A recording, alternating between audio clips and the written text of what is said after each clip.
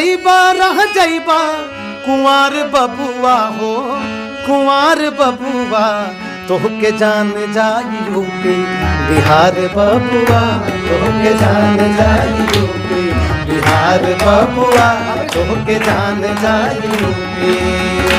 अंगूठा छाप के पगड़ी दा उतार बबुआ हो, उतार बबुआ तोहके जान जाई यूपी बिहार बबुआ, तोहके जान जाई यूपी बिहार बबुआ, तोहके जान जाई यूपी। इसमें कहना है कि अगुआ यही हैं बोलई हैं पढ़ल जान के, ही सब अंग्रेजी पूछे लगी है तान तान के। कि अगुआ यही हैं बोलई हैं पढ़ल जान के, ही सब अंग्रेजी पूछे लगी है तान तान के। ना बतैबा रह जइबा कुंवार बबुआ हो, पढ़ाई का क्या फायदा देख लीजिए।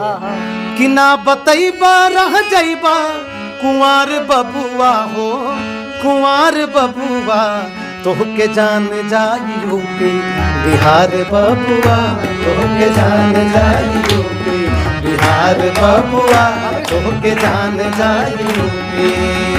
अंगूठा छाप के पगड़ी दा, अंगूठा छाप के पगड़ी दा उतार बबुआ हो, उतार बबुआ तोहके जान जाई यूपी बिहार बबुआ, तोहके जान जाई यूपी बिहार बबुआ, तोहके जान जाई यूपी बिहार बबुआ, तोहके जान जाई यूपी।